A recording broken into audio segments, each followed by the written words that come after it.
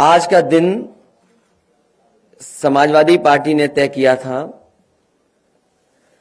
कि जिस तरीके से उत्तर प्रदेश में जिस समय समाजवादी सरकार थी, समाजवादी पेंशन योजना शुरू की गई थी। समाजवादी पेंशन योजना के तहत बड़ी संख्या में गरीब जो हमारी माताएं हैं, बहनें हैं, उनकी मदद करने का काम हो रहा था। और मुझे याद है कि 50 लाख के लगभग उस समय समाजवादी पेंशन से गरीब परिवारों की मदद हो रही थी। समाजवादी पेंशन योजना को पुनः शुरू किया जाएगा। इसके अंतर्गत वृद्ध जरूरतमंद महिलाएं, बीपीएल परिवार, उनको प्रतिवर्ष 18,000 रुपए पेंशन देने का काम समाजवादी सरकार में किया जाएगा। पहले ये योजना जो समाजवादी पेंशन योजना थी, वो साल में 6,000 रुपए मिलते थे और लगातार बुंदेलखंड का कोई गरीब परिवार नहीं मिला रहा होगा जिसको समाजवादी पेंशन से जोड़ा न गया हो। इसी तरह मुझे याद है कभी कभी मैं जब टीवी में देखता था कि कोई खबर ऐसी है जहां पर गरीब परिवार के साथ संकट या परेशानी में है, तो उनको समाजवादी पेंशन से जोड़ करके उन परिवारों की मदद की जाती थी। इसी तरह बनारस में मुझे याद है मुसहर बिरादरी के लोगों की खबर मैंने टीवी पर सुनी थी और उसको जब मैंने देखा तो जिस जर्नलिस्ट ने वो खबर बनाई थी, उस जर्नलिस्ट से मैंने बात की। उसने कहा कि मैंने तो कम दिखाया है, लेकिन इससे ज्यादा हालत खराब है मुसहर बिरादरी के लोगों की। उसी समय वहां के जिलाधिकारी जो मौजूद थे बनारस के, मैंने उन्हें फोन किया और मैंने कहा कि इन परिवारों को समाजवादी लोहिया आवास से जोड़ करके और सभी परिवारों को जो महिलाएं गरीब हैं इनको समाजवादी पेंशन देने का काम हो।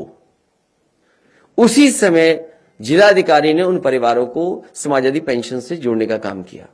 इसी तरह कुशीनगर के जिलाधिकारी थे, जब उनको ये सूचना मिली तो उन्होंने कहा कि हमारे अब बजट थोड़ा कम है, अगर जिले को बजट ज्यादा मिल जाएगा तो इस तरह के मुसहर जाति के और तमाम ऐसे परिवार हैं उनको भी हम जोड़ने का काम करेंगे। तो उसी समय फैसला लेकर के बजट बढ़ा करके उन परिवारों को भी जोड़ने का काम किया। जिस समय मैं बुंदेलखंड में समाजवादी पैकेट को बांटने गया और मैं एक बहुत पुराना स्थान है जैन धर्म का, देवगढ़, वहां गया। वहां जब मैंने देखा जंगल के बीच में ट्राइबल लोग, जनजाति लोग परिवार रह रहा था, पूरा गांव था। उन्हें पता कि मैं वहां से गुजर रहा हूं, तो जो कुछ उनके पास था उससे वो स्वागत करने आए थे। जो वो अपनी ढपली बजा रहे थे वो भी फटी थी। जो वो फूल लेकर के आए थे, वो कनेर के फूल और जंगल के फूल लेकर के आए थे, उससे माला बनाई थी। और जब मैंने उनके घरों को देखा कि वो पॉलिथीन या टीन में रह रहे हैं और घर भी पूरा नहीं बना है, उसी समय जिलाधिकारी क्योंकि साथ थे, मैंने कहा कि इस गांव को पूरा का पूरा लोहिया आवास दे दिया जाए। और मुझे खुशी है इस बात की कि मुझे जानकारी मिली जब मैं पिछली बार अभी ललितपुर गया था कि पूरा का पूरा गांव लोहिया आवास से बन चुका है।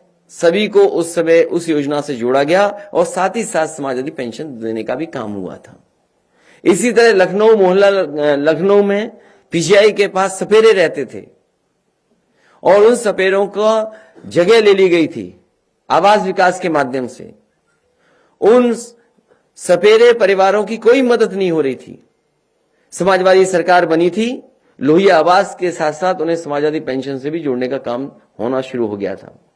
मुझे याद है कि कन्नौज में बड़ी संख्या में मुझे अक्सर हमारे कार्यक्रम में सपेरे मिलते थे, सपेरे समाज के लोग मिलते थे। और पता नहीं क्यों सपेरे समाज के लोगों से हम समाजवादियों का लगाव रहा है।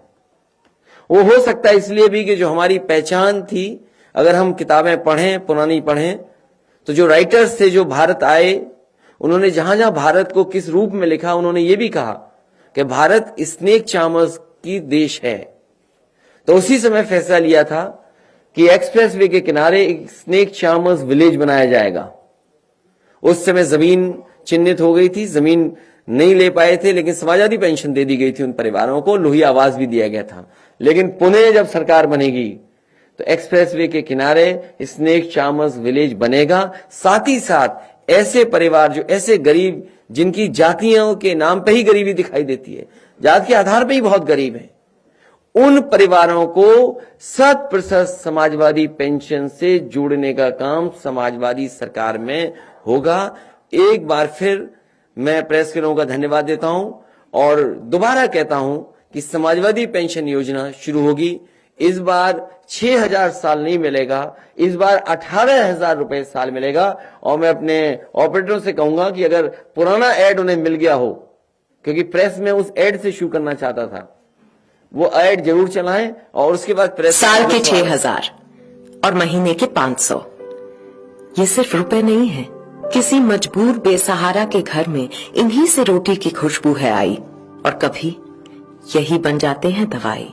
समाजवादी पेंशन योजना में 500 रुपए की मासिक धनराशि के साथ परिवार सदस्यों और खासकर बच्चों और विकलांग सदस्यों को शिक्षा और स्वास्थ्य संबंधी लाभ दिए जाते हैं। समाजवादी पेंशन के पैसे जब पूरे के पूरे इनके हाथों में आते हैं तो इनकी कमजोरी में इनकी ताकत बन जाते हैं।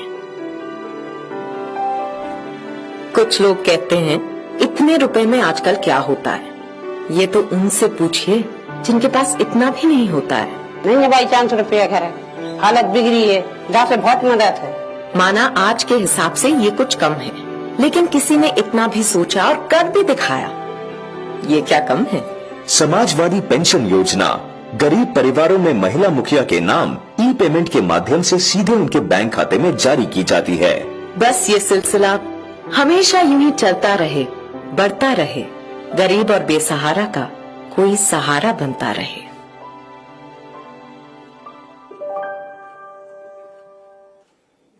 इस एड के माध्यम से ये भी मैं बताना चाहता था कि सबसे ज्यादा अकाउंट अगर किसी ने उत्तर प्रदेश में खुलवाए थे तो समाजवादी सरकार ने। साथ ही साथ सबसे ज्यादा ब्रांचेस बैंकों की अगर किसी ने खुलवाई थी तो समाजवादी सरकार में।